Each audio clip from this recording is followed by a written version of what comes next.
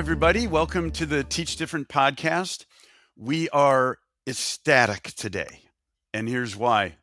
We are going to learn the wisdom of Confucius, who this is 500 years, 500 BC is when he he lived and shared a Chinese philosophy that has survived to this day. So we're talking about something 2,500 years ago. Confucius shared his wisdom, and we're still talking about Confucius today. And we're going to do that on the Teach Different podcast. We have a great quote from Confucius that talks about progress and moving through life in the right kind of pace. And we'll get to that in a moment. But after we do the quote, as we know with the Teach Different method, we will look at the claim of the quote. What is Confucius trying to say? Trying to apply it to our own personal experiences, of course. And then we'll work a counterclaim. What is something against what Confucius is saying? A competing idea, a competing perspective, another way to look at the world. We can't be afraid to push against and disagree. There's always another way of looking at the world. And so the Teach Different method is always sensitive to that. It's important to have that competing perspective. And then as the questions come up, we'll share them. They're natural. Questions are natural byproducts of good conversations. And we also have a guest today, our Teach Different podcast producer, Siye, and I'll let her introduce herself and weigh in on the quote with us. And we're so happy to have her with us today, too. Here we go. Here's the quote. I'll read it twice. It does not matter how slowly you go, as long as you do not stop. It does not matter how slowly you go, as long as you do not stop. Confucius. So what do we think of the claim here? Tenacity is what's important. Grit, commitment,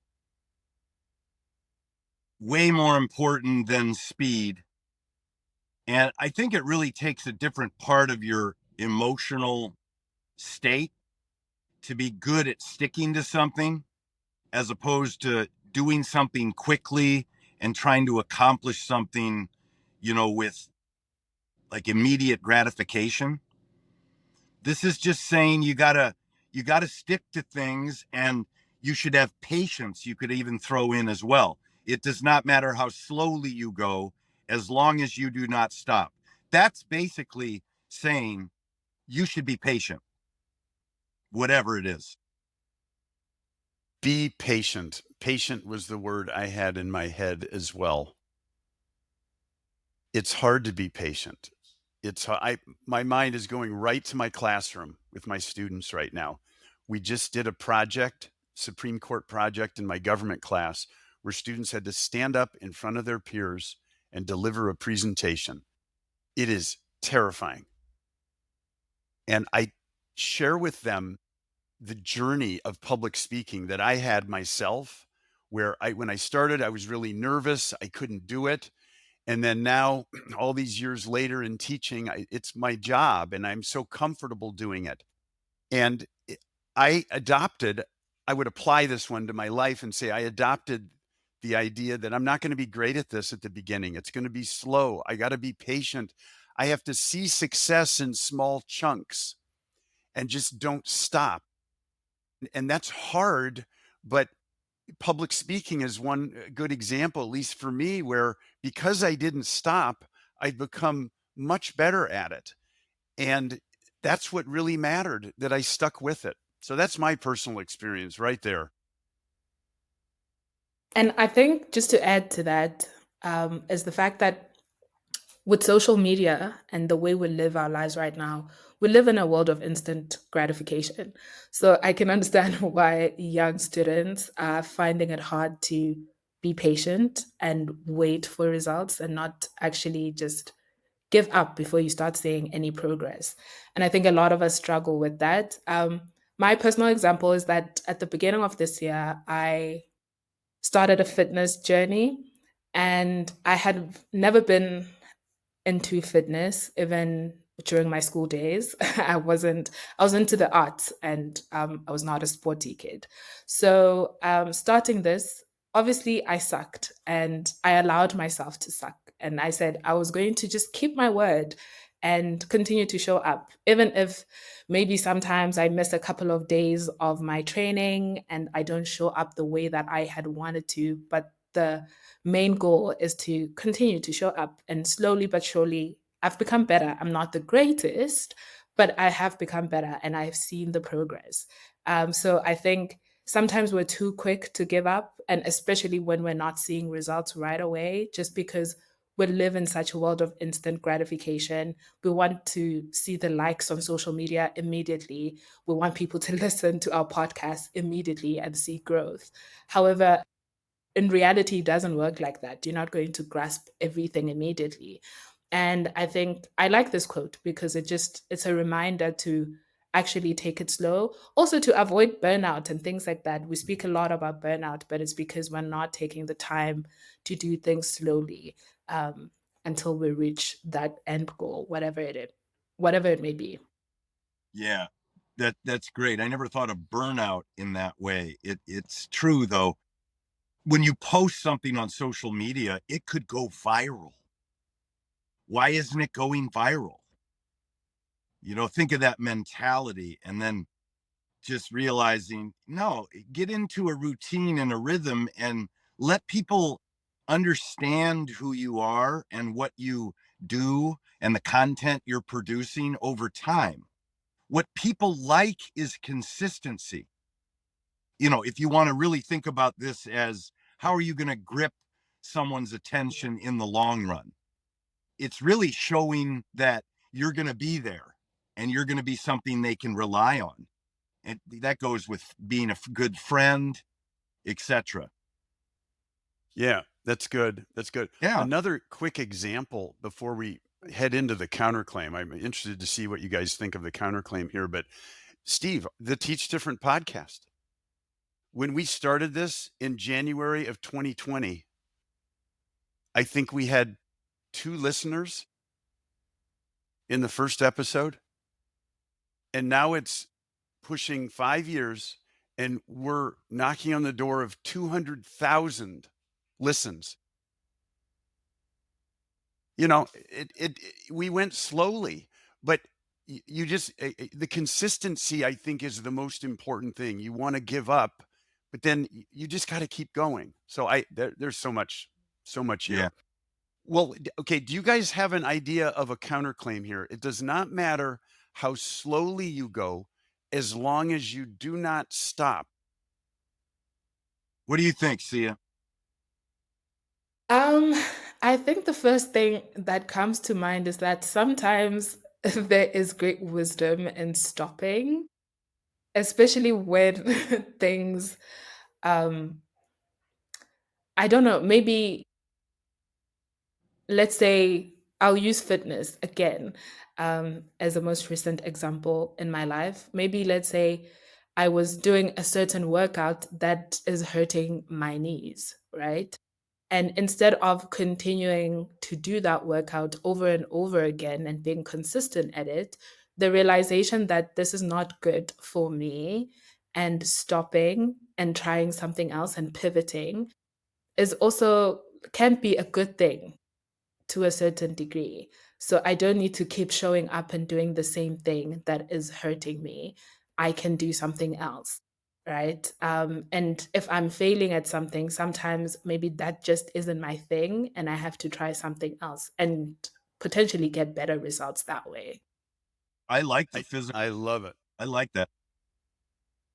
Sometimes if you're going slowly, it's a sign that you need to stop what you're doing and that you're not good at it. I'm thinking of people who get a job that they want to like, the salary's good, the benefits are good, but and they keep working at it, but then they wake up in the morning and they dread going to work. It's not working out. Yeah. So maybe pivoting. How do you know when you should quit? I Here's a counterclaim to me, that's an essential question, obviously. That's what felt like it was natural from this, because you really shouldn't continue all things. And it doesn't matter how slowly you're going, stopping is exactly what you need to do. And what came to mind for me was a relationship with someone else. It could be like a significant other or even a friend. And maybe you keep making excuses for their behavior or maybe the way they are treating you because you're empathizing with a situation. They might be going through something, but they drag you down a little bit.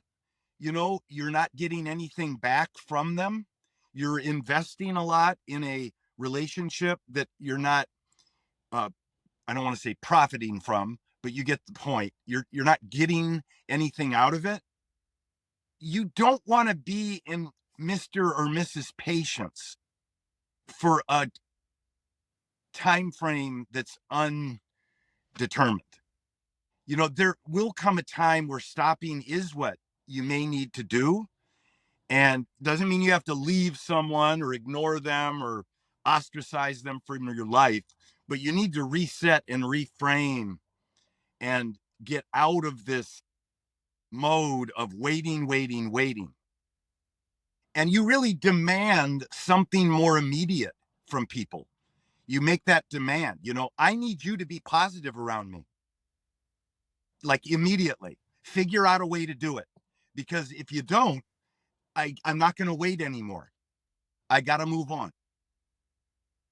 So that's what I thought about.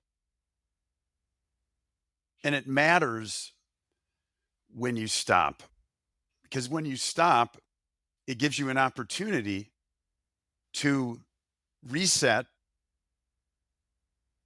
recommit yourself to other things, and that develops within you a sense of renewal. And it actually generates a, a better human being sometimes when you're starting something anew. So I would You agree remember with that the relationship side of this. you remember that student conversation we had where Marcin was talking about the importance of stopping so that you can move forward. You know, when he struggled with his business and it didn't go the way he wanted, he could have just stayed with it and said, don't stop, keep doing your business. He decided to leave it, treat it as a learning experience, and that renewed him. He had to stop to move on. So that's what this quote misses. That's the best counterclaim, I think.